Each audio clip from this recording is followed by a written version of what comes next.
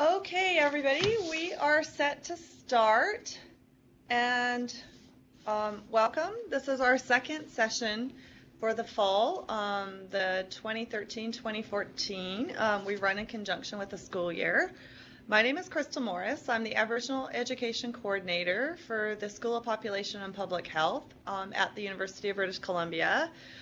Today I would like to recognize the Musqueam territory, for which our downtown office here resides in downtown Vancouver. I'd also like to thank my technical support team that supports us in making these circles possible. We have Stephen at Health Canada, and we have Catherine Berry here in our room. She is our program assistant. Yes, sorry about that. Today we have a very large group. We have on video conference 14 registered, and on Adobe Connect we have 76. So if everybody has their microphone muted, thank you very much for that. And as well, if on the Adobe chat, if you can let Catherine know how many is in the room with you, that would be great. So today we have healthy eating for better mental well-being with a dietitian, Rebecca Savadi. And this will be the last presentation as a First Nations and Inuit Health. So it's exciting. The next presentation next week, I will definitely be saying First Nations Health Authority. So that is exciting that we begin, assuming control over our own health as the First Nations Health Authority. So Rebecca is a registered dietitian, and and has worked in First Nations Health for 7 years. She completed her bachelor's degree at the University of Saskatchewan, and she also has a master's in public health from the University of Waterloo. She is passionate about promoting health through a wellness lens that helps others find balance and enjoyment in life. Rebecca grew up in a small town in southern Saskatchewan and now enjoys living on the traditional Coast Salish territories. So I'm actually going to turn the table over to Rebecca. So Rebecca, welcome to the UBC Learning Circle. Thank you, Crystal, and thanks for everyone for joining. It's a pleasure to be here, and thanks for inviting me to speak today. This is going to be our first of 5 in a series, a nutrition series, and so I hope you enjoy it. We chose mental well-being as our first topic because it's definitely one of the priority areas for all of the regions. So I hope that you enjoy. As Crystal mentioned, this will be the last presentation as First Nations and Inuit Health, and I'm happy to say that I'll be transferring over to the First Nations Health Authority. So at the end of the presentation, I'll share my current contact information and my Health Canada email address, but that'll be changing as of October 1st, and I'll provide both email addresses so you can send me emails if you want to. At the end, too, we'll have the opportunity to answer some questions, and I'll try to the best of my ability to answer those questions. In the past, when I've given this presentation, I get some really tough questions, which is fantastic. But if I can't answer them today, then send me an email and we'll be able to talk about them down the road. So here's a little outline of what we're going to be talking about. Just give me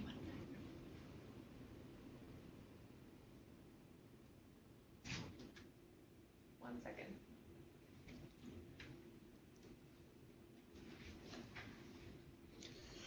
Good to go. Thanks, Catherine.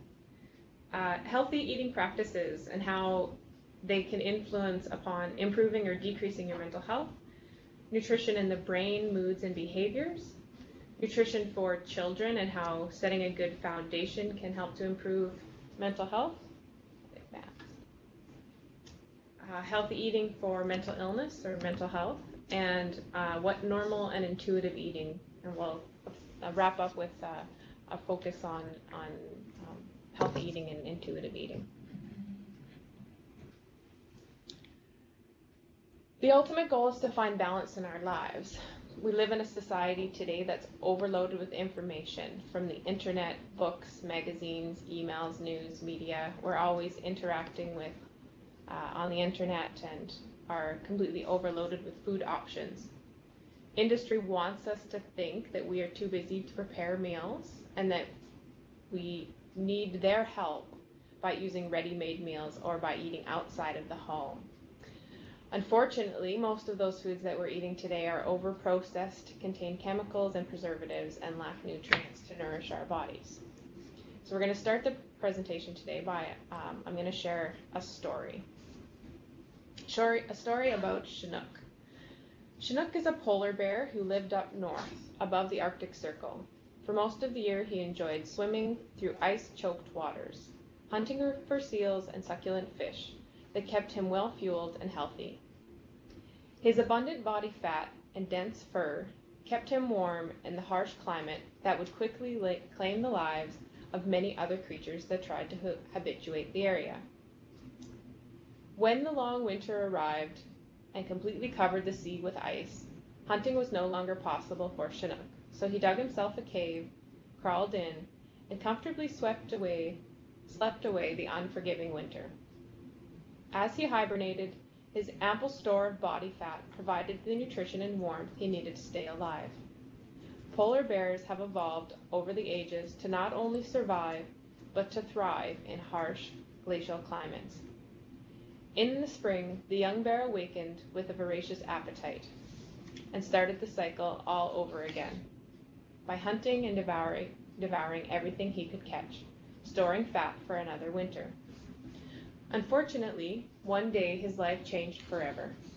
It was morning, and Chinook's growling stomach was worsening as he noticed a large pile of seal meat laying on the ice.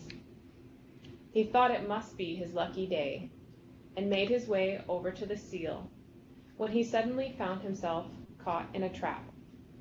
He cried out loud in alarm and tried desperately to run, but it was no help. He was confused and frightened. Chinook's troubles had just begun as he suddenly found himself on a plane, taking him off to entertain children as a zoo animal. Unfortunately, along the way, the plane developed engine troubles and crashed deep into the jungles of New Guinea. Luckily, Chinook was unhurt in the crash and was joyous to discover that the impact of the crash had sprung open the cage in which he was contained. He ran, desperate to regain his freedom, lumbering through the jungle as fast as he could, attempting to put as much distance between himself and the captors as possible. But the jungle heat so quickly brought him to exhaustion that he collapsed in a small stream, gasping for air, sick, confused, and unhappy. As Chinook lay there, a couple of pygmies walked by. Discovering him laying helpless in the stream, the pygmies had never seen anything as huge, white, lazy, and round as Chinook. They gawked and laughed at him and went to find more villagers to ridicule him. Eventually, the tribe shaman, a physical and spiritual healer, joined the crowd and told her tribes to quit acting like fools. She ordered the tribe to pour water over the white brother and help him drink, seeing that he could not survive the heat without being cooled off. The shaman then found Chinook the coldest pool of water in the jungle, and slowly his strength began to return. The cool water did not have lovely blocks of ice, seals, or salmon, but it was deep enough for him to fully submerge his body. Over time, Chinook and the tribal members became friends. The tribe helped him to find food to sustain him, but it never satisfied him the same way his old diet of seal, salmon, and Eskimos did. And although he could never travel again from the cool mountain pool, he lived relatively happy on fruit, berries, mammals, and the occasional incorrigible child. Over years, his weight decreased slightly and his fur thinned, but he never fully adapted to his new surroundings. The important message here is that there's a substantial body of research that suggests that obese people are like polar bears living in the jungle. Most of the human family tree evolved in environments in which food and the sustaining life energy it contained were scarce, and the ability to store excess fat had strong survival value.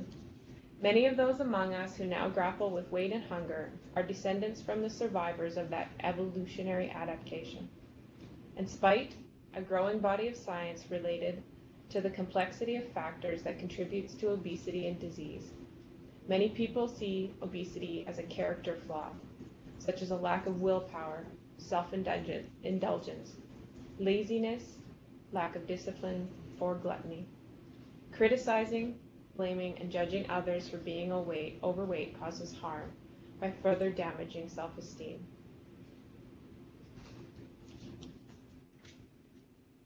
There's also another really important, in addition to the message about obesity, there's another important message in this story about Chinook. And I'll share a quote from a Yakima tribal nurse that says it very well. If you lose your food, you lose part of your culture.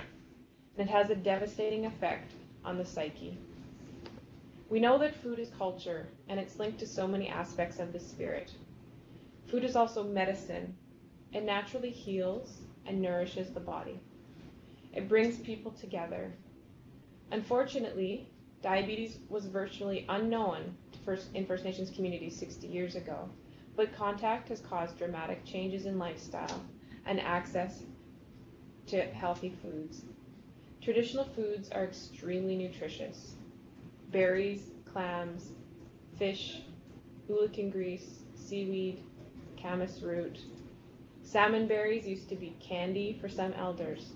These are naturally high in healthy fibers, and food companies are now trying to add those healthy foods into our current foods and overprocess them. In the last 200 years, there has been a dramatic shift in the diets for Aboriginal communities. Reduced control of land, disrupted harvesting changes, and residential schools. This, combined with other technological and convenience changes, has created diets that are primarily made up of sugar, preservatives, food colorings, and food flavorings.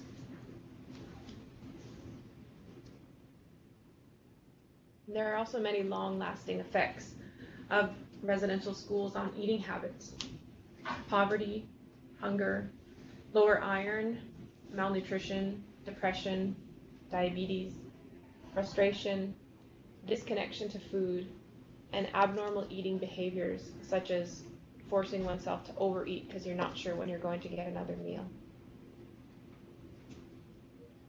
Our eating habits are shaped by many things, whether we eat with a family around a table or by sitting in front of the television, eating for special occasions such as birthdays or holidays, where we live, such as in a rural environment or perhaps in a city, what season it is, and how much food is available, how much income we have, and our age, whether we're young or old. There's also many other factors too. What our mental and emotional state is, our beliefs and knowledge about food, what the cost of food is, so where you are and where you're buying your food, what's the cost of the food there.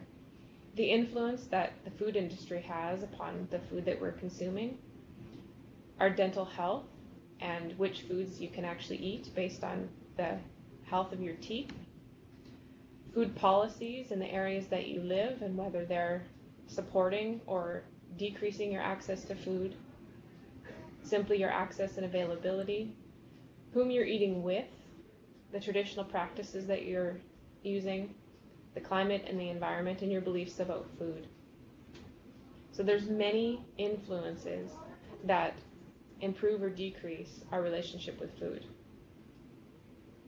So now let's start talking about how what we eat can negatively or positively impact our mental health, starting with the brain. Our food intake can affect a person's mood, behavior, and brain function almost immediately. As an example, have you ever noticed that if you miss a meal or replace a meal with a highly processed snack, such as pop and a bag of chips, you may feel irritable, grouchy, angry, tired, or sad? These are some of the immediate effects of how our food can affect mood, behavior, and brain function. Unfortunately, our mental and emotional health can be affected by foods, sometimes over a short time frame, such as eating that highly processed meal, and other times it can take years of non-nutritive eating to create nutritional deficiencies that can increase our risk for mental health issues. Symptoms such as poor mood or behavior could be the first sign of a nutritional deficiency in both adults and in children. Mood alterations and feeling unwell could also be related to certain food sensitivities or intolerances.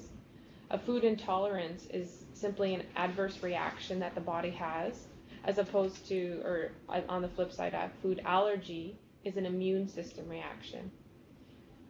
There are many common food intolerances, so food additives, preservatives, artificial flavorings and colorings, gluten, wheat, and lactose. And we need to learn to listen to our own bodies individually and see how some of those foods can be affecting us. Sometimes food intolerances can also manifest as illnesses, so irritable bowel syndrome, migraines, depression, fatigue, or just generally feeling unwell could be a food intolerance. The human body is comprised of 61% water, 17% protein, 13% fat, 6.1% minerals, and 1.5% carbohydrates. So simply stated, food isn't just fuel for your brain, like gas for your car. Food actually is your brain. Every cell in the brain, every synapse, every neurotransmitter, it all comes from the food that we eat. Healthy foods, healthy synapses, and good thought processes. When we eat unhealthy foods, not so much. If your brain was a car, the food that we eat would determine whether you will have cloth or leather seats, the quality of the metals used, the accuracy of your tachometer, the type of stereo system you have, plus the type of fuel. The brain cells in our body are our largest cells and are also the most energy demanding. But that means that they're also the most fragile and susceptible to damage when energy demands are not met properly. Our brain cells are particularly sensitive to toxins in the environment, such as aluminum, lead, pesticides, MSG, aspartame, food preservatives. A change in one's diet, resulting in a different amount of energy intake or nutrient intake, can alter a person's brain chemistry and nerve functions, having an effect on their mood, sleeping patterns, and ways of thinking. So in order to function well, the brain needs those things that it's made up of: a balanced supply of complex carbohydrates, essential fats, proteins, or amino acids, which are the building blocks of proteins, and vitamins and minerals, and water, lots of water. So note to self, if I eat like crap, I'll feel like crap. Sorry for the harsh words. Many people do not know how good their bodies are meant to feel because they're using the wrong kinds of fuel. That, combined with a lack of sleep, lack of exercise, and perhaps a lack of laughter, means they continuously are feeling the effects of their unhealthy behaviors. For children, their bodies are even more sensitive to poor eating habits. Often, children start off their day with foods that are loaded with foods that are loaded. My sentence doesn't make any sense, sorry.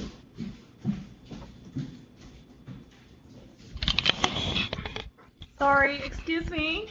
Sorry about this, but somebody's joined the room or they've turned their microphone on. Could you please mute your microphone, please? Thank you. Sorry, Rebecca. That's okay, thank you. Foods that are marketed to children as breakfast foods, so for example, Pop-Tarts, toaster strudels, Sugar Crisp, Lucky Charms, Golden Grams, or sugary muffins. These foods are generally very non-nutritious and contain simple sugars, artificial colors, and flavors. Then the child is sent to school, and perhaps in class they are disruptive, jittery, irritable, falling asleep, or rude to other children. So the teacher decides that there's something wrong with them, and they label the child or try to get them diagnosed with behavioral problems such as ADHD and want them to be placed on medication. And not to say that these illnesses are not there and not affecting some children, but the foods that we eat can also manifest themselves in behaviors that are similar sometimes. Certain children are more sensitive to these processed foods than others, just like adults are. So foods containing preservatives such as sulfites, caffeine containing beverages, and we're going to talk more about caffeine shortly, juice or other food sensitivities. For parents or caregivers of children with behavioral problems, one possible solution is to try eliminating processed foods, so getting rid of foods with added sugars, salt, flavors, or colors, and then observe your child's behavior and see if there's any changes.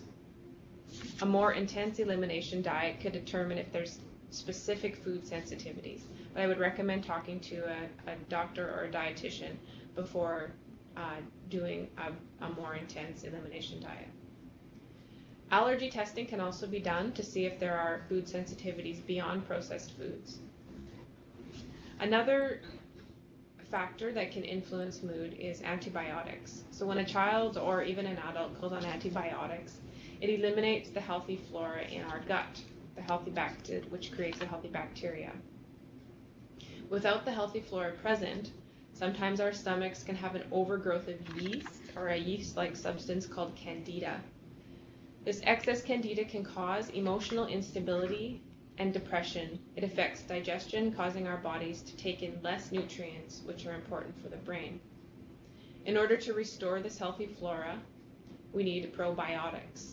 So probiotics, the most common one that people know about is yogurt, and lots of people know that they want to have yogurt after antibiotics. There's other foods that can help to restore this healthy gut flora. So foods that are generally fermented, sourdough breads, fermented ulican, sauerkraut, miso, vinegar, pickles, and moldy cheeses. So after taking antibiotics for their full length of prescribed time, we need to eat some of these probiotics in order to increase the healthy gut bacteria again. What we really want to do is start children off with a good foundation to help them flourish and allow their brains to properly develop. There is a golden rule for feeding kids, and that's about the division of responsibility. This comes from a brilliant dietitian who has a lot of great information on supporting healthy eating for children. Her name is Ellen Sater. So the golden rule is parents decide what to eat because they know about culture, they know about the foods they want their family to eat, and they have learned about nutrition. Children are responsible to know how much they want to eat and even whether they want to eat because they know how much will fit into their bellies. We have a wonderful model of this division of responsibility that starts after birth, which is breastfeeding, where parents have chosen the food and kids are allowed to decide how much to eat. Once we start feeding solid foods, nothing changes. Kids still know how much to eat and how much food fits inside of them. So do you know a child that perhaps is crabby, complain about being cold or sleepy, have poor attention span, perhaps have some hair loss, dark circles under their eyes, or are often getting sick with colds and flus? There's a possibility that the child could have low iron. Children need iron for proper brain development. It's so important in the first few years of life. You cannot eat yourself out of low iron or anemia, meaning if you're diagnosed with low iron, it's really difficult to replace that with food. An iron supplement is needed. Many women, due to their moon cycles, cannot keep their iron levels up. So it's important to get levels checked and supplement and try to eat iron-rich foods. So again, if you're experiencing some of those symptoms, or if a child is, that's the possibility is low iron. So what can be done? Children's stomachs are about the size of a fist, so it's important that they don't fill up on sugary drinks such as juice and pop. Offer protein foods at each meal, limit junk food, and explore and offer new foods. Iron comes from lean meats, egg yolks, beans, oysters, dark green leafy veggies, and sea eggs. There's two different kinds of iron. One is called heme iron, which comes from animal products, and our body absorbs it better than non-heme iron, which comes from plant products. But it's important to try to have both sources of iron. How about this? Do you know a child that often seems hyper and then tired, is crabby a lot, has difficulty concentrating, or has really poor teeth and having a lot of cavities? It's possible that the child is eating too much sugar, causing their blood sugar to go up and then to go back down. Actually, there was a question. Okay, sure. Just to clarify, when you're talking about a child's stomach the size of a fist, Mhm. an adult fist or child fist? A child's fist, I think. It's a good question, though. The question was whether or not for the child's the size of the stomach the size of the fist, if it's an adult fist or a stomach fist. I think it's the child's fist, and ours is actually pretty close to the size of an adult fist. Thank you. Children are simply consuming too much pop.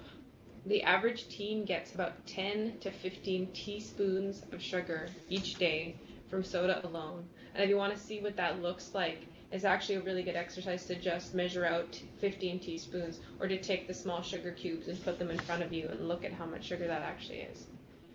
3/4 of children drink at least 1 can of pop each day, and 1/4 are consuming more than 4 cans of pop every day. So what can you do about this?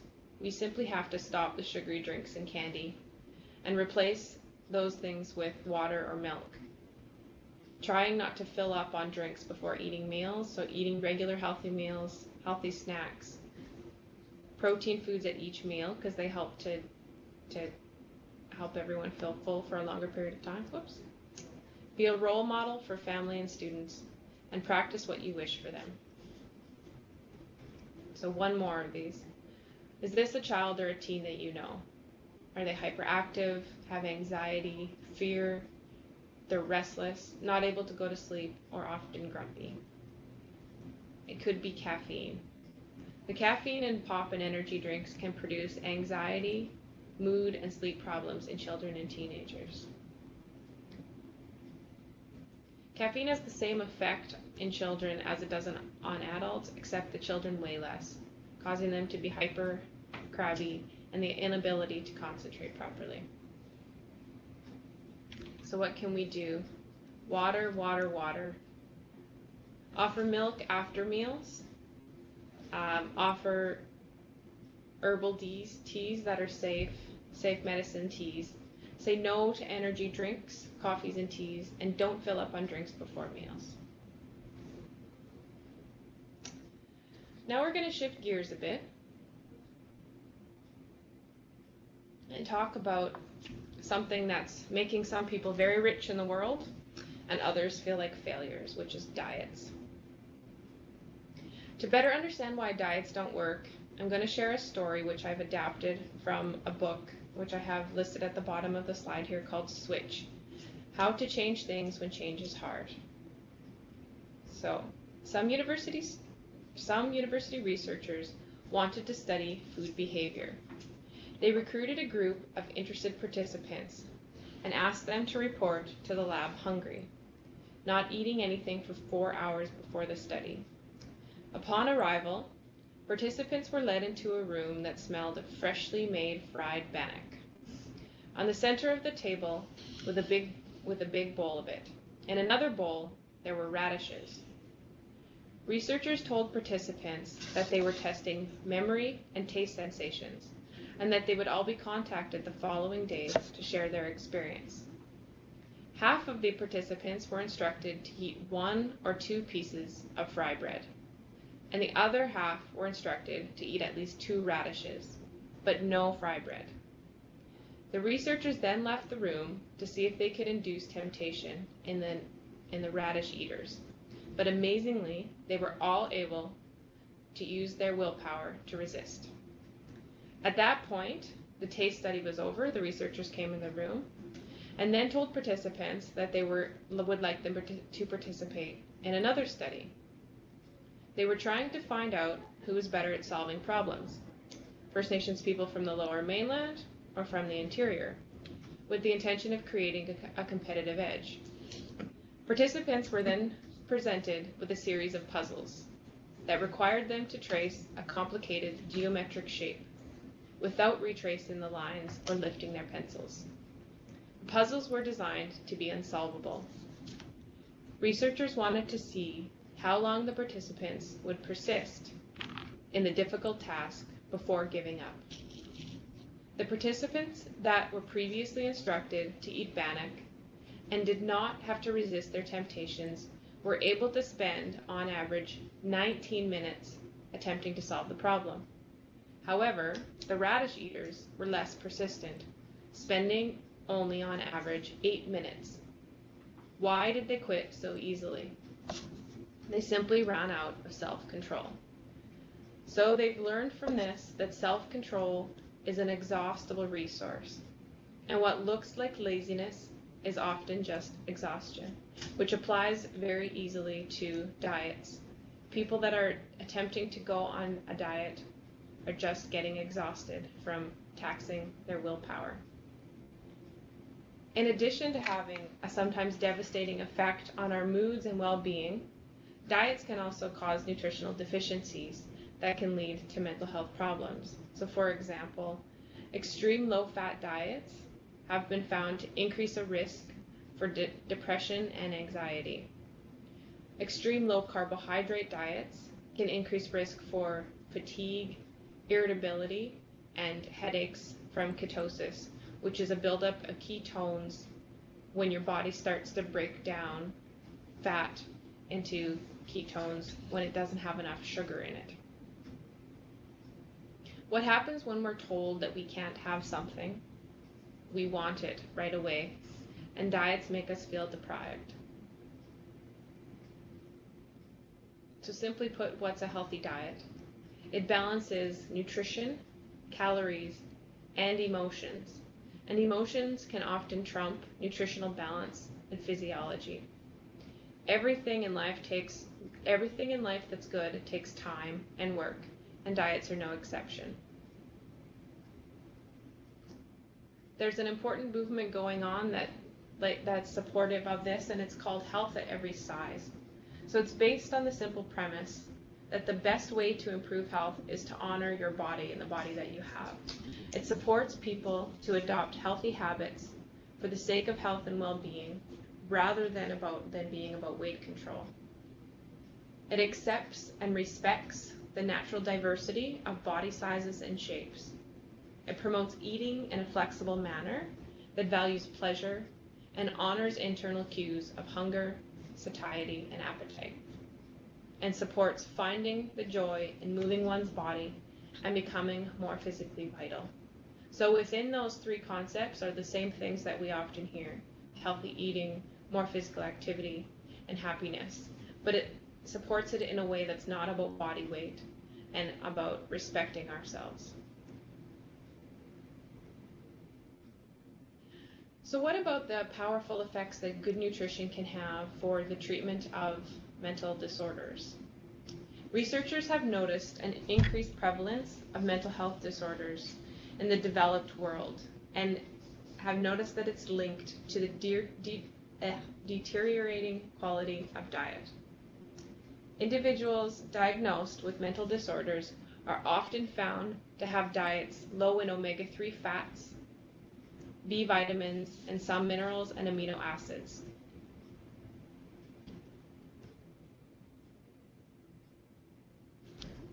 1 in 7 Canadians have been found to experience some type of mood disorder in their lifetime, with depression being the most common. Women experience depression more than men at a rate of 2 to 1. Depression has many different causes, including genetics, physical causes for chemical imbalances, experiential causes such as trauma, socioeconomic conditions, stress, abuse, or chronic medical conditions such as diabetes, cancer, and arthritis. Unfortunately, depression can lead to severe weight loss and nutrient depletion due to decreased appetite, food avoidance, or the ability to go out and get food. This becomes a vicious cycle because the lack of nutrients can lead to worsening depressive symptoms. A good treatment for depression or other mood disorders, a multivitamin supplement, because it can be very difficult to get all of those nutrients that we need from food. Having a loved one that supports one to bring in nutritious food, because it may be difficult to go out and get it. Good sources of protein with every meal. Protein is really important for those people. Omega-3 fats, which we're going to talk about more very soon. Vegetables and fruit.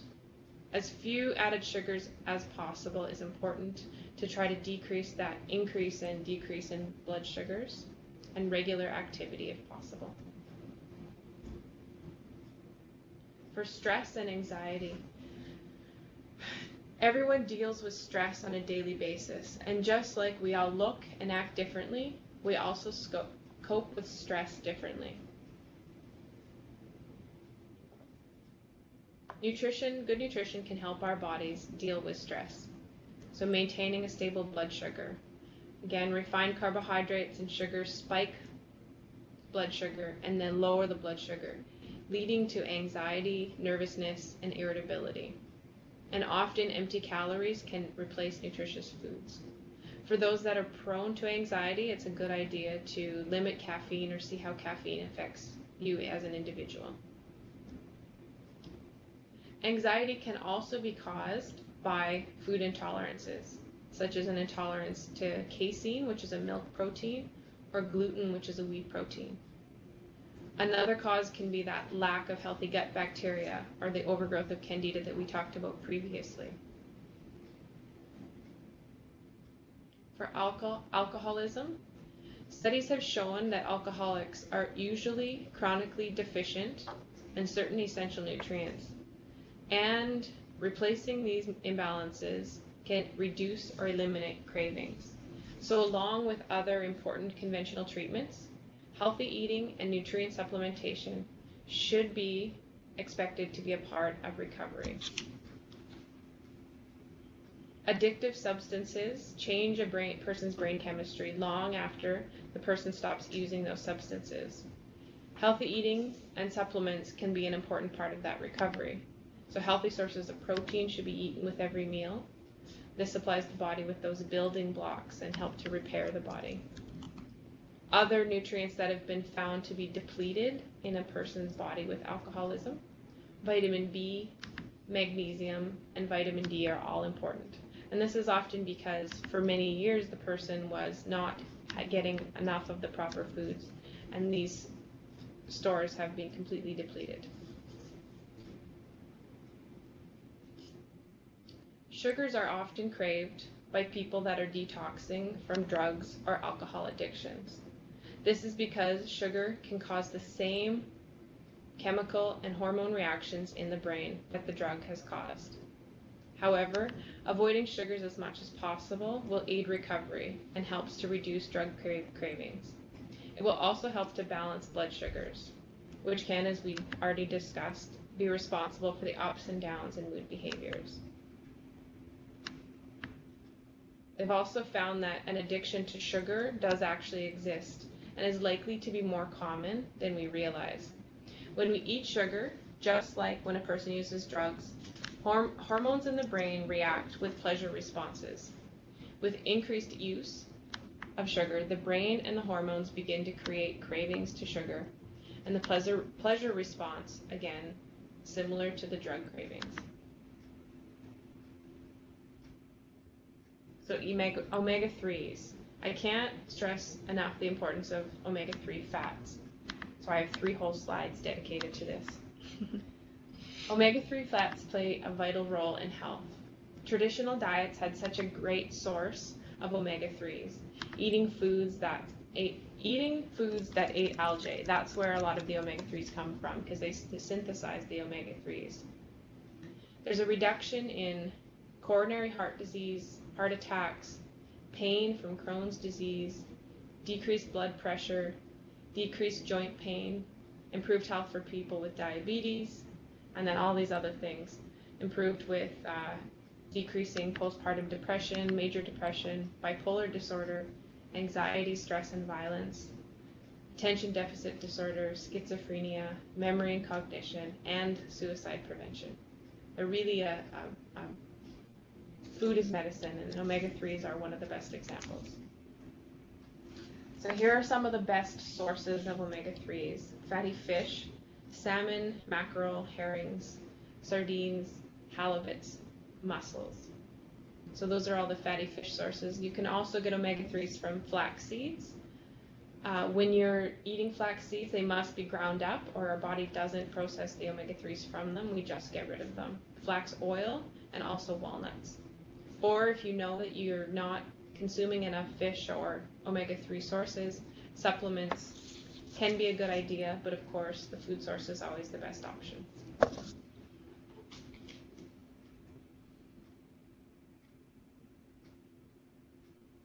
So I talked today about some of the concepts of mental health, or the mental health of people you care about. Keep in mind that I'm not talking, and we already mentioned this, about extremes or fad diets, but about normal, healthy eating. So I'm going to read a quote by Ellen Sater, the dietitian we talked about earlier, that also talks about the division of responsibility. And she shares her perceptions of what normal eating is. So take a moment to reflect. Normal eating is going to the table hungry and eating until you are satisfied. It is being able to choose food you like and eat it and truly get enough of it, not just stopping eating because you think you should. Normal eating is being able to give some thought to your food selection so you get nutritious food, but not being so wary and restrictive that you miss out on enjoyable food. Normal eating is giving yourself permission to eat sometimes because you are happy, sad, or bored, or just because it feels good. Normal eating is mostly 3 meals a day, or 4 or 5, and it can be choosing to munch along the way. It is leaving some cookies on the plate because you know you can have some again tomorrow, or it is eating more now because they taste so wonderful. Normal eating is overeating at times, feeling stuffed and uncomfortable. And it can be undereating at times and wishing you had more. Normal eating is trusting your body to make up for your mistakes in eating. Normal eating takes up some of your time and attention, but keeps its place as only one important area of life. In short, normal eating is flexible. It varies in response to your hunger, your schedule, your proximity to food, and your feelings. And I just love that quote, so I like to use it whenever I can. Mindful and intuitive eating kind of goes along the lines of what normal eating is. So it means listening to your body and your hunger cues. It's a non-diet approach to health and wellness, eating based on hunger and satiety, rather than emotions and habits. It's eating for enjoyment and for health, and eating foods that are closer to their natural form. So what is eating for optimal well-being? It's eating with friends and family. It's eating unprocessed whole foods with lots of colors and listening to your body. Where is optimal mental well-being healthy eating? It's not eating in the car or in front of TV or in front of the computer, but sitting down to regular meals with your family and eating mindfully, savoring the flavors, aromas, colors, and textures of food. When we eat together, We eat great meals. So there's the acronym there for great. When families eat together, children do better in school, they have better social and language skills, they're more likely to be a healthy weight, they're more connected to their families and friends, they have a better understanding of their family values and traditions, they're less likely to smoke, use drugs, or alcohol, they're less likely to be bullied, they have a lower risk of depression and suicide, and feel more secure. For families, it builds strong family ties by setting the table for sharing and talking, and creates family traditions and memories. I have a short YouTube clip here that I've put, and we can watch it, or people can watch it afterwards if you, I'll go by your suggestions. Okay, are we set to go with that, Catherine? No, that's okay. I didn't mention it. That's totally fine. I don't know how to embed it into the PowerPoint presentation, so my apologies. I welcome you to watch that. It's a group of young girls from Vancouver Island. So remember that food is medicine. Enjoy it and the people that you eat with. Remember to love your body and fuel it with loving food.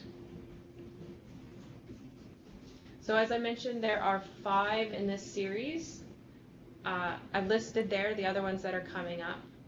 October 8th and November 5th, the presenter is going to be Jerry Caston, and many of you maybe know him from some of his presentations. He's the CPNP nutritionist. Chronic disease prevention and management, I'll be presenting that one on November 20th.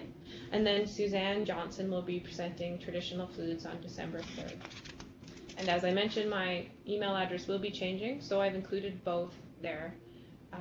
Until September 30th, the Health Canada one, and then after October 1st, please use the First Nations Health Authority email address, as the Health Canada one will no longer work. So I thank you very much for your time and look forward to some questions. Okay, we do have some comments here on Adobe Connect. So before I start losing them because they're typing, Marilyn George, with respect to your tips that you were giving, she also said that one of the tips that she likes and wanted to share with everybody is stop eating when you tire of the flavor. When you're tired of the flavor. Yes, so a part of the normal eating. So she wanted to just share that with people. Absolutely, that's savor the flavor. Yes. Great point. And I have to get them off really quick or they start. And then Danielle Milano wanted to also add to that, Bikram yoga helped me stop my evening cravings. Oh. So an activity. Hot yoga. That's great, yeah. Yes. And Ashton is asking if he could, or if they could get information about how eating as a family improves children's lives. So there seems to be an interest in that area from Ashton. Absolutely. Some of that information I got from another great dietitian that works in the province, Fiona Devereaux. So I'll be able to get all her sources for those things and share that. So just send me an email. Okay, and Rainey asked if the session is being recorded and available to listen at a later date. And as far as I know, Rainey, yes, the answer is yes. I have not heard otherwise, and I'm sure Stephen will correct me if it is not available, but most of our sessions are currently on our UBC website. There is a process. We're a little bit behind in our downloading, but they are on our website, available to share and to view and to listen to the presentations again. I want to actually jump to the video conference units. Is there any questions from any of the participants in the rooms? Any comments? You can just wave to me so I can try and figure out where you're at. You just have to wave to me. I'm sorry, some of you are at a distance and I really can't see you. Okay, down in the right-hand corner, there's a fella in a black coat and I think a ball cap. If you turn on your microphone, and yes, we'll go over to you. John, Can you hear me? Yes, Can you hear me? Mishka Valley. Yes. Yeah. I've heard a bunch of stories about Fukushima in Japan, that it's leaking all kinds of stuff in the ocean. Radiation. Is that affecting our fish? The quality of our fish? Are fish glowing in the dark now? It's a great question. I definitely think that we don't know at this point what the effect of that is going to be. I think that it hasn't made it to us yet because our oceans are more of the cold water areas, and so I think that we're a bit safer in the area that we are. In some of the areas where they have the warmer water, and based on the currents and the currents of the oceans, some areas will be affected. But I think in our area, we're safe so far. You can get information about the level of contaminants in fish in your area from, I think it's the environmental health people. So either that would be provincial environmental health or national environmental health. And they provide specific information on your area. One more question. Mm-hmm. We have fish that we eat. We call it mislamhan, where we burn the fish. Is that healthy for us to burn the fish? Because I heard somewhere or read somewhere that when you burn food, when it turns black, it's not healthy for you. There's some chemicals in that black part that's not supposed to be good for you. Yeah, you've heard right. Typically, when we are eating the burnt part, it has cancer-causing properties to it. I think that with fish, some of the really good qualities of the fish are going to balance out some of the other parts. But certainly, when we barbecue foods and if we cook them too much and burn them, there's some cancer-causing agents in there. Okay, thank you. You're welcome. So I saw another question in one of the other rooms. Stephen, I can't see the bottom left hand. We're blocking the room. I can't tell if there was a question. I'm sorry, I may have missed somebody. If you could wave to me again in one of the other rooms, if you had a question. No. Okay, so Veronica's typing. I guess what I want to say is, about the presentation, the intolerance versus the allergy, just, now it makes so much sense to me, because I am prone to migraines occasionally, and, my doctor always told me, watch what triggers you. So, and of course, some of it was probably having too much sugar, like a Coca-Cola, and having cheese, right? So just being aware of that, and how my system reacts to the interaction of two very different, like you say, the sugar is high in a can of pop, and the cheese, the chemical reaction, right? So that's what I noticed sets off and triggers my migraines, of course, which I don't try and eat. On occasion I will forget and have that type of food on the same day. In addition to all of that is, I know what I'm going to be doing. I was already thinking about how this presentation is going to change how my family eats and the increased nutrients that I'm going to give my daughter. She just left the treatment center, a treatment facility on Friday, and she's 4 months clean. And I was trying to think, what can I do differently in my life to support her in her recovery? And I really liked how you dedicated the omega-3 slides, because it's really definitely changed. And I know living here in the city, trying to find those traditional foods sometimes is a challenge, which I'm sure you've heard with some of your presentations to communities, it is challenging finding those omega-3s, and I'm going to be breaking out the canned salmon from home that, that people have sent to the city with me, and definitely looking at some of the other foods and what I can do to support. And vitamin B, I've heard vitamin B with the memory too is another area, and increasing our minerals and vitamins. So I'm definitely going to be changing some of my own routines, and then honoring my body. I like that quote, best way to improve health is honor your body.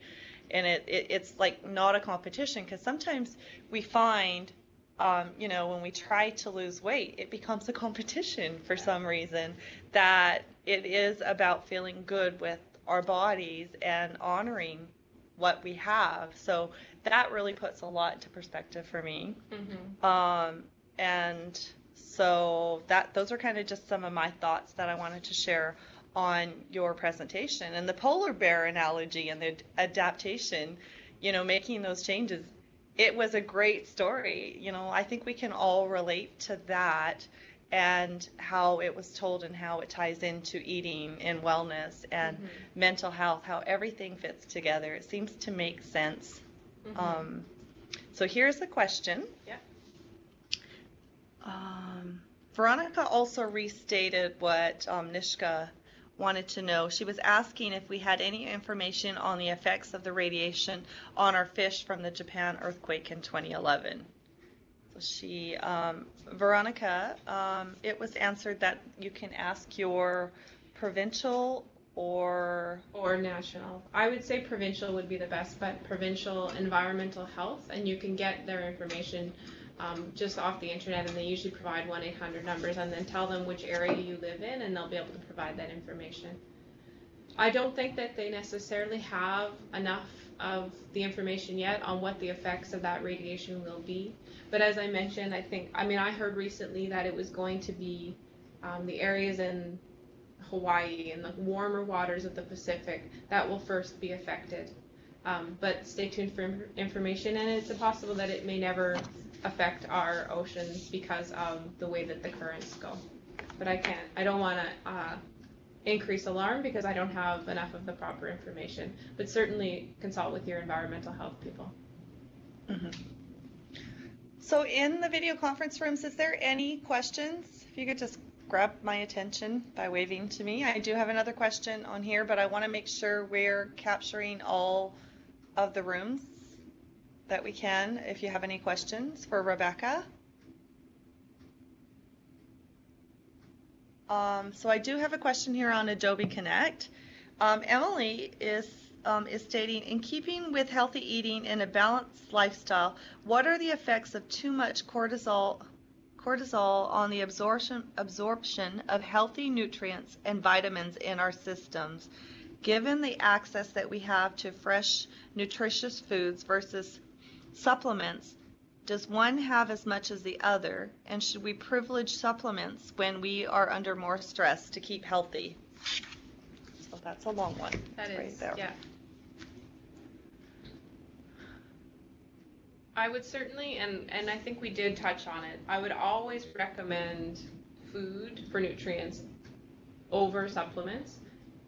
There are many situations where a supplement can be a supportive or complementary thing to a healthy diet.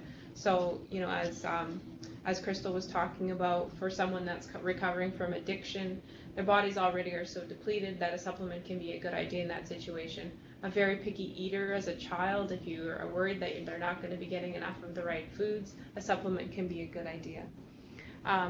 In regard to the question about cortisol, that's not something that I have a lot of knowledge about, so I apologize. I'd have to, if you want to email me, and I can look it up and provide you some information with direct reference to the cortisol question, so I apologize about that. Okay. Here's another. Is there?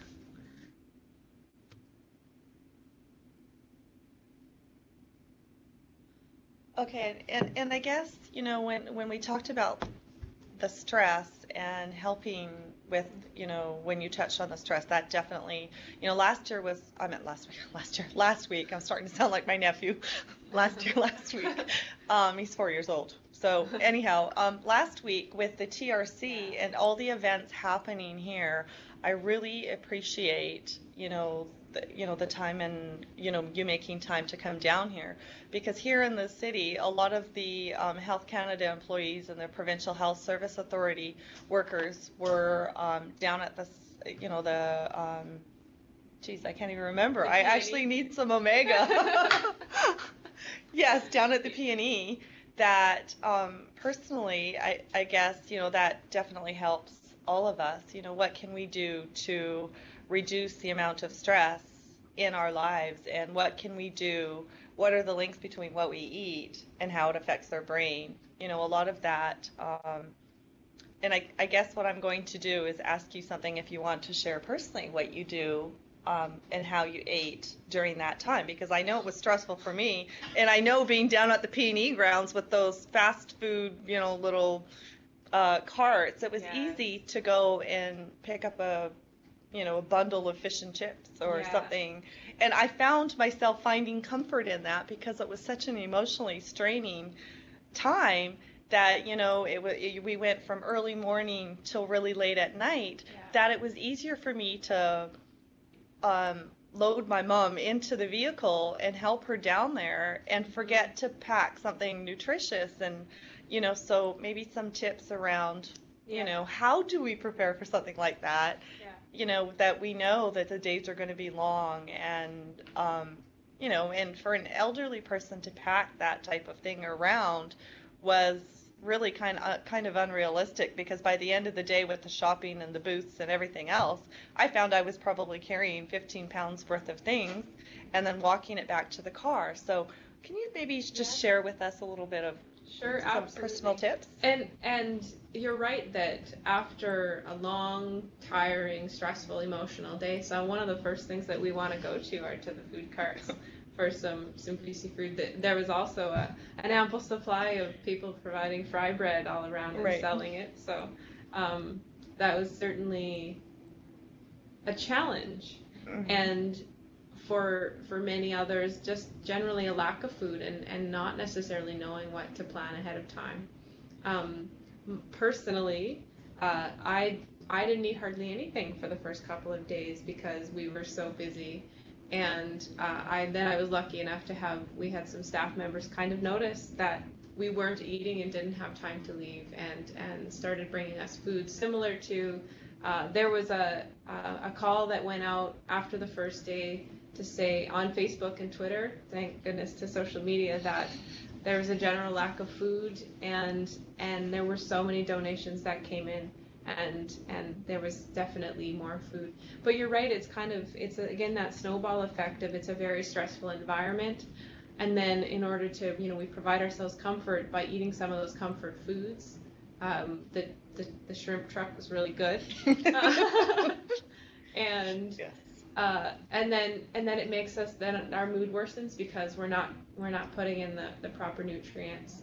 And it's a very good example of how what we're eating and the environment can lead to more stressful and a worsening mental health condition in a short period of time. Absolutely.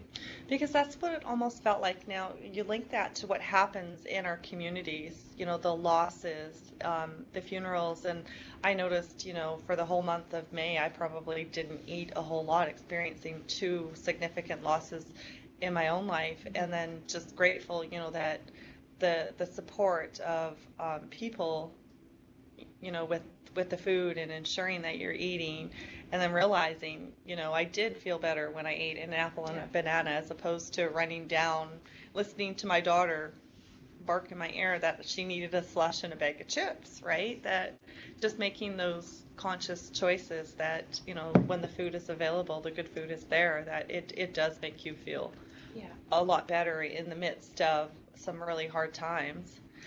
I think what's really important to remember, though, is instead of, it's okay to do that, and it's okay to make mistakes, but as opposed to, or instead of always, rewarding ourselves with food, and this applies to children too. We want to make sure that we're making time for other things in our lives. So making time for culture and for healing and for spirituality, and making time for ourselves, and for children, not rewarding them or punishing them using food, but rather doing things as a family and making sure that you go out for walks or go berry picking or other things that bring you together as a family that aren't just using food as a reward or as a punishment. Mm-hmm. Is there any more comments or questions up there on the video conference? Just feel free to. Oh, Nishka? Yes. Can we get a copy of the PowerPoint?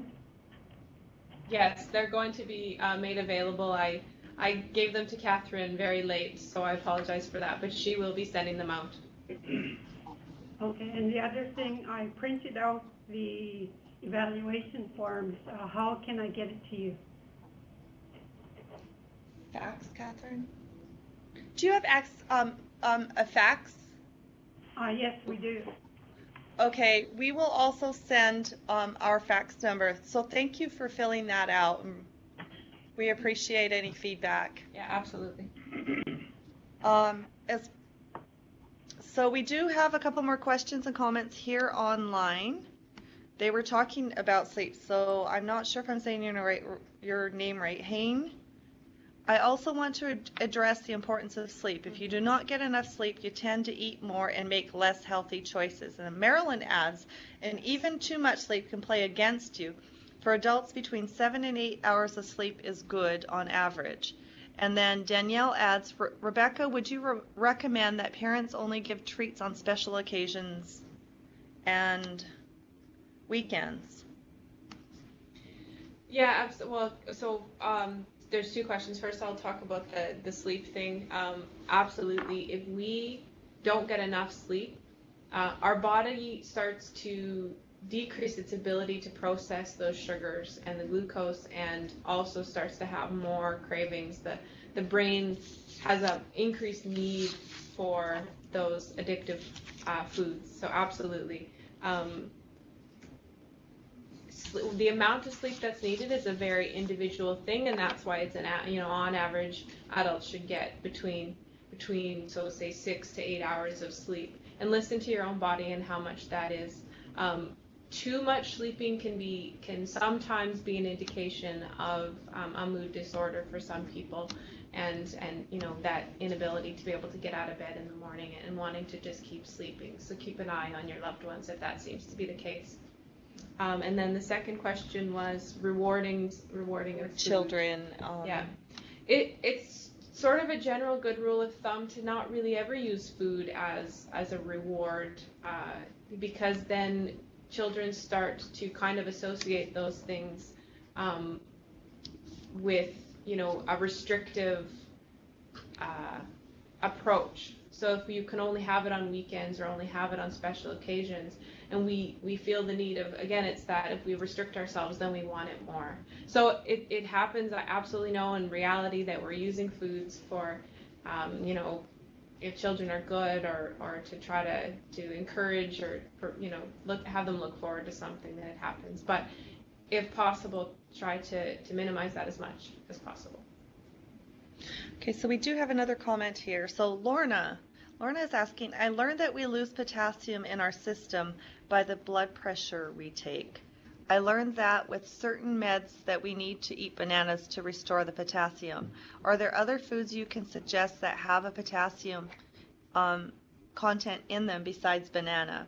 Mm-hmm. Another idea is to take potassium supplements, but it is much safer to eat foods like banana. Yes, absolutely. I'm trying to think of some of the other really high ones. Bananas are the most well known. Avocados are a great source of potassium.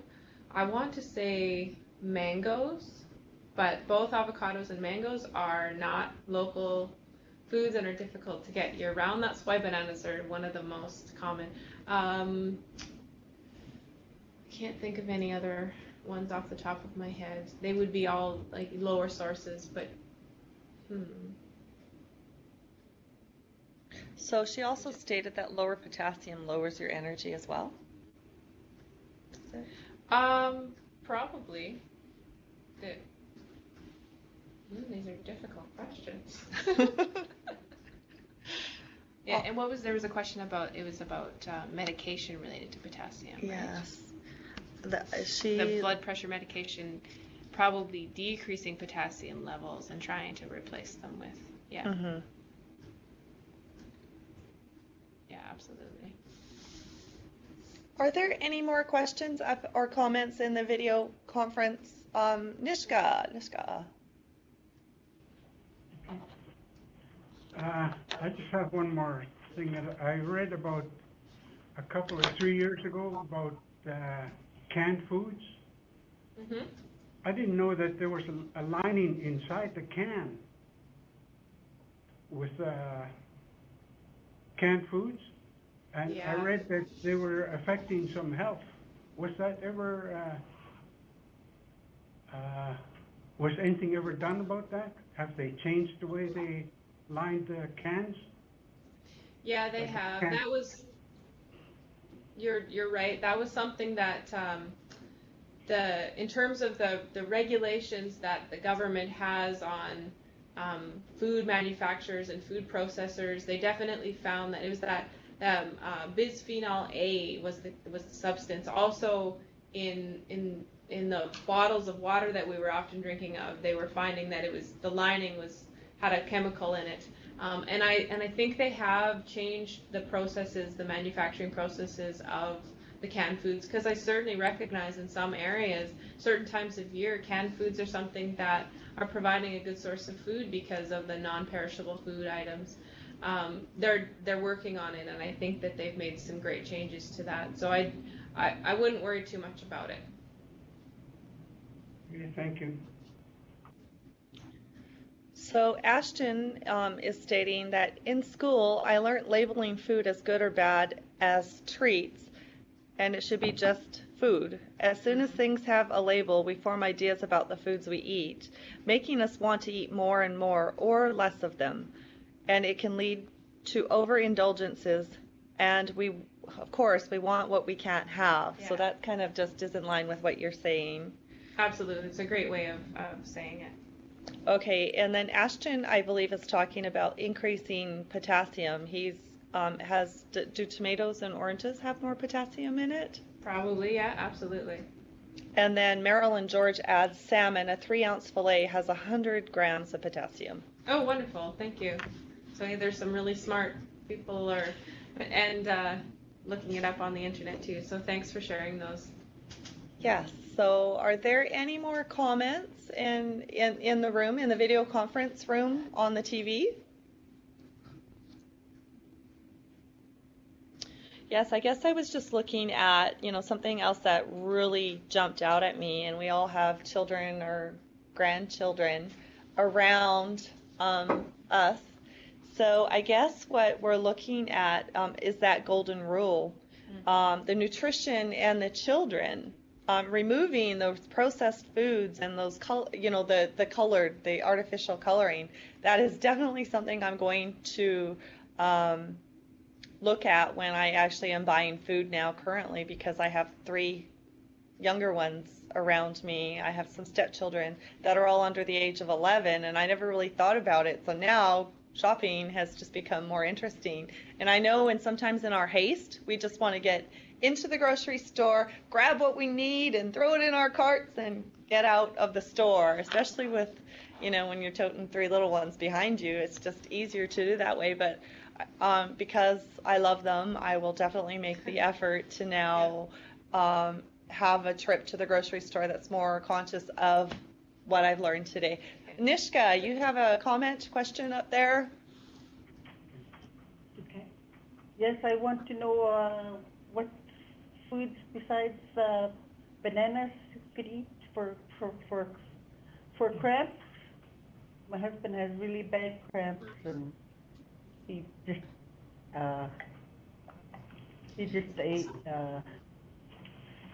toughs it out. Yeah. Sometimes cramps can also be linked to a lack of calcium. It's possible it could be a side effect of medication if he's taking a medication, or possible that it's linked to a lack of calcium. I'm not sure if he's a milk drinker or is getting calcium from another source. Eating fish bones is another great source of calcium. Leafy green vegetables is another good source of calcium, or some milk alternatives. So that might be a possibility. He doesn't eat. He doesn't like to drink milk, Okay. and he doesn't like to eat vegetables. Okay. And what about fish bones? He checks them out. He doesn't eat them. Yeah. So, well, he's a difficult case, isn't he? So what's your take on like a calcium supplement, like either the pill form or the liquid form, which I know Yeah. that I had to give my own kids. Like I never received the professional opinion on that. Yeah. I actually heard it was passed down from my mother-in-law that my kids were getting cramps and growing pains in their in their shins. Yeah. And they would hurt. They would wake up in the middle of the night crying. So what my mother-in-law had asked me to do was give them the liquid calcium that I found at the health food store, and of course in most cases it worked. Seems to work. Yeah, Yes. absolutely. And that's another, when we were talking about supplements before, if you're not getting enough of something, then a supplement can be a good idea. So I certainly would recommend that. Absolutely. And especially for women and aging women, because women are a lot more prone to osteoporosis, and we often aren't getting enough. And First Nations people often have lactose intolerance more. Any people of color have more lactose intolerance, and which often leads to people not getting enough calcium, because it's a difficult thing to get if you're not getting other sources of dairy, yogurt, and cheeses. If those things irritate you, then you're not going to be getting them from foods. So absolutely, a calcium supplement can be a good idea. For sure. Somebody also asked, I seem to get more leg cramps more often when I take calcium. Is that possible?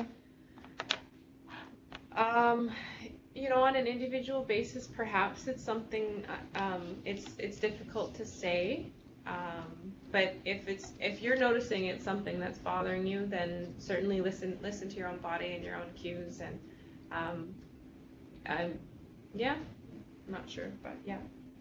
Okay, Ashton is asking, how do we get children, how do you suggest that we get children to eat a variety of foods when they only want to eat, let's say, peanut butter sandwiches every day? Yes, absolutely.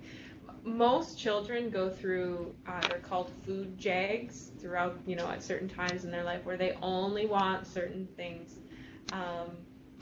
For a short period of time, that's not going to cause them that much harm. But if they're really picky eaters, I would definitely recommend going on to Ellen Sater's website.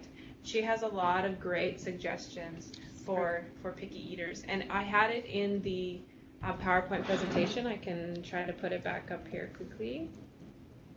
Okay, and while you're doing that, Hannah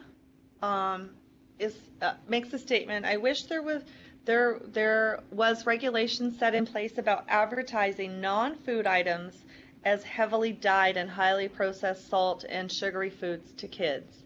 Where I am from, you cannot have commercials for these foods targeted to children. I really think that the industry should have a huge responsibility in this matter. Yeah. Good comment. Absolutely.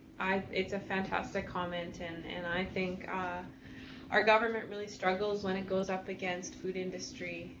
Salt is another good example of something where they wanted to make a difference, and they're struggling to do that. Mm-hmm. So food advertising, especially to children, is another great example. So thanks for sharing that. Yes.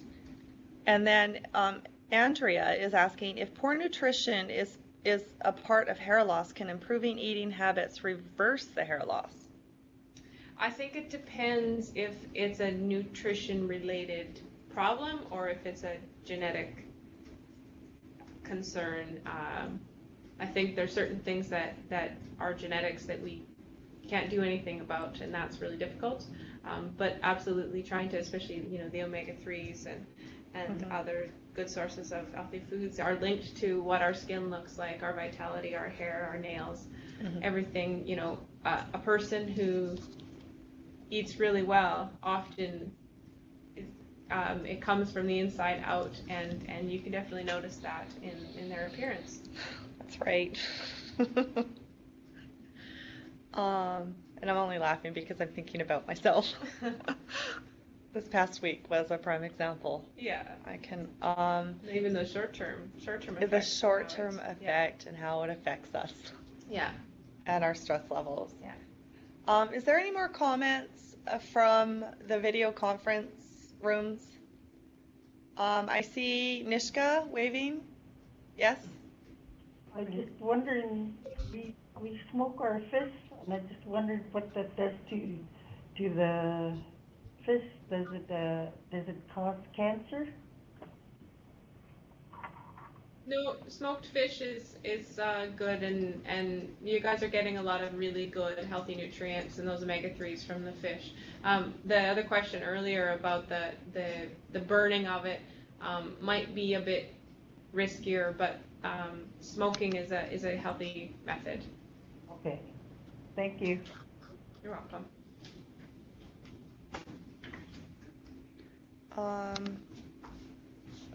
Sorry. Okay, so we have a couple more comments on here. Eric has a great idea. I have an idea, just a lingering idea, and that is, since many people have use of cell phones today, can we explore the possibility of tweaking people with healthy eating tips on their cell phones in the same manner that tweets are sent around? Of course, people will have to sign up for that service. Yeah, absolutely. Wait. And I that's one of the things that I use Twitter for, is I'm following a lot of other health professionals and health magazines, and I see a lot of great ideas often through Twitter. So I think it's a really great way to get a lot of good information through Twitter. Fantastic, yeah. I agree. I've seen some of our medical students and our social work students that go into First Nations communities that actually have created applications such as that for communities. So that is a great idea. Just something I will lock into my brain. Especially for the younger population. Yes. That we know that they're using those, and we want to get some of those healthy messages across. They're a good audience for using those social media areas. Okay, so Andrea, I'm just going to read exactly like she typed it. Okay, thank you. Genetics definitely do not play a part. We're very thick-haired. I was asking for my son, and I will let him know. Okay. Related to the hair loss. To the hair loss. Sorry. Yes. Okay. Oh, I see what you're saying, because for a younger person, I guess nutrition is a possibility. I would see a doctor for a young person for sure, because it could be a lack of nutrients or possibly an indication of something else. So you're not sure.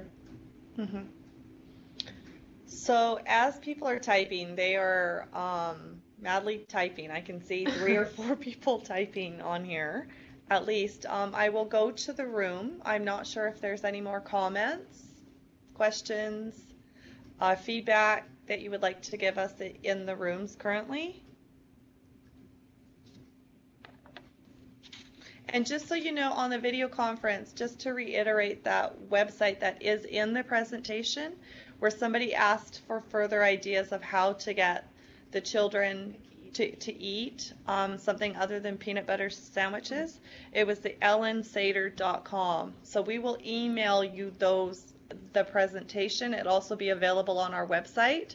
But just so you have that link as well, that you're able to have a look at how to get the children to eat other foods, other suggestions. So Rebecca has shared that site with us. And Suzanne stated that I believe that the process of smoking foods, Smoking foods adds an unwanted carcinogen to otherwise healthy foods. For food preservation, this smoking process may be necessary. Okay. Thank you. So there is some cancer-causing agents added to smoked fish then. So is it Jocelyn there in the Nishka Valley Health Authority that I would need to send further information? I want to make sure that we're following up and sending you what we said we were going to send you. One is our fax number, and two is this presentation. Or is there somebody? Sorry, my name's Jackie. Jocelyn's the one that gets us registered for these programs. So you can go ahead and email her, and then she can forward it on to me. And then I'll give the participants here today copies of that PowerPoint. And they're mostly elders from within our community. Okay.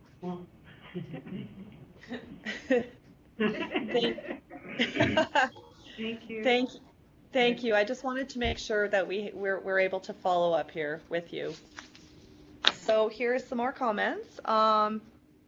That Andrea is asking, would you happen to have a polar bear in the jungle in written form? I missed part of the story and found what I heard very interesting. I absolutely do. It comes from an article that's about 3 pages long that I've shortened and can share it with Crystal so it can be shared. Okay, so Andrea, if you could send, I think I have. Let me just make sure I have your email. Just send me your email as well. I'll just make sure you get that story.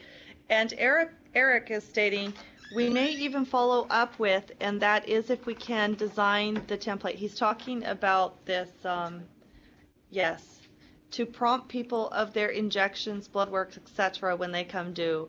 I am thinking out loud that is something if we can link up with the participants' health charts so that doctors can keep tabs on their clients. Somebody may be reminded to go in to refill their medication, do blood work, etc.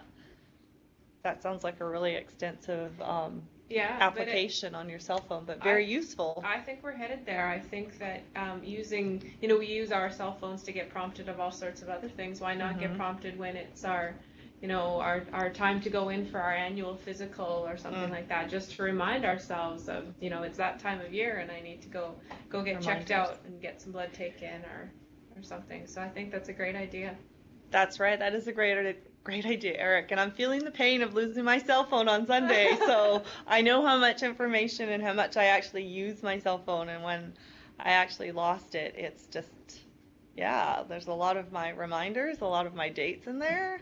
Like not dates, but like dates as in time, not as in dates. So Hannah is saying, Eric, is it already? So Eric, it's possible. It could already be happening in Europe. We get noticed on all those things. We get notices on our cells on a lot of those things. So there's a lot of conversation about this, discovering applications that we'll be able to put on our cell phones to remind us of various things. So that's the conversation that's happening on Adobe Connect. Are there any comments on the video conference? So what I'm going to do here is do our upcoming learning circles. Sure. I will talk about that. So as Rebecca mentioned, this is the first in a series of 5 sessions on healthy eating and mental health. This is great. This is great because the UBC Learning Circle this year we're trying to do our planning well in advance to have a series of sessions ongoing, so that we hope that the participants are getting as much out of the presenters' presentations and actually doing follow-up, because I really heard it echoed in the north with the Chilcotin National Government saying, don't just come into our communities and give us a little bits and pieces and kind of leave us with just that much information. Let's do more work on presenting to communities on what they really need. And your feedback is listened to. We do listen to feedback. We try and address community needs, elder needs. If any of you sitting there in the Nishka Valley Health Center, if you have an idea of what you would like brought to the Learning Circle, send that to us. We look at all those ideas and try and find facilitators, or if you know a facilitator in your community that would like to present, we would also link you in via video conference to be able to have that ability to present and share your knowledge to other First Nations communities and Aboriginal organizations as well. So I do want to make sure that that we're open and welcoming to to everybody in First Nations communities and organizations. So our upcoming learning circles, that brings me to our upcoming learning circles. All our presentations are from 10 a.m. to 12 p.m. That's where we notice the biggest participation and the availability for people to participate. Tomorrow we have a presentation for YouthCo. They're doing a youth circle around HIV. It's titled HIV 101. And October 1st, next week, which is a youth circle as well, we have Elder Jerry Ullman on. And October 2nd is an evening presentation. Now, this might be of interest to some of you. We have partnered with Simon Fraser University, and we are bringing to you Dr. Kim Rossmo from 7 p.m. to 9 p.m. It's our third in our criminology series, carrying on from last year. He has done extensive work in the area of missing women inquiry, and he is actually one of the key people he was a key person in the Vancouver Police Department that started the geographic profiling, and he has done his doctorate in criminology, so it should be a really interesting evening with Dr. Rossmo. In the future, as Rebecca has mentioned, October 8th, they are doing a series of presentations, Feeding Your Family Delicious Food. We are going out to UBC for that presentation, so this should be, it'll be a live presentation, cooking and showing and doing the presentation in the kitchen as to how to prepare the foods. And so Jerry Caston, that'll be the first presentation from the new First Nations Health Authority, Health Canada coming over to the Health Authority. So October 15th is Aboriginal Career Programs at the University of BC, the Aboriginal Healthcare Administration Program, which some of you may be aware of in communities, but we're doing some promotion work around that. Is due to start in January, a January start date. And along with that presentation is the Chinook Indigenous Business Education Program. October 16th, we have another presentation from UBC, is Aboriginal Midwifery as a Career. We have a registered midwife doing that presentation. And October 30th, we have a presentation for the Learning Circle, which is the Aboriginal Midwifery. And November 5th, we have, as was mentioned previously, Fantastic Foods for Babies and Moms. Jerry Caston will be here doing a presentation.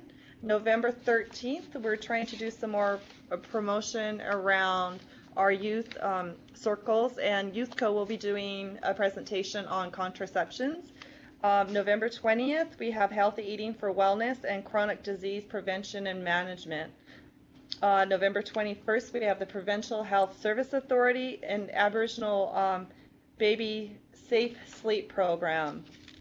November 26th, we have Trauma Informed Practice with Indigenous Children and Youth.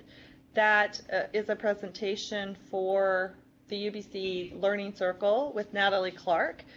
December 3rd, as was mentioned previously, you have Traditional Foods. So all of these are available on our website, www.learningcircle.ubc.ca. You can register for any number of our sessions. They are all listed on our website. And again, we thank you here from the downtown that you were able to take the time from your day to participate in today's session, and I look forward to working with you some more in the future, Rebecca. And thank all of you again. And here is our contact. If you have any if you would like to call us, if you would like us to send us an email, or no, we don't have that, do we? Our final Outro? Nope. Sorry. My mistake.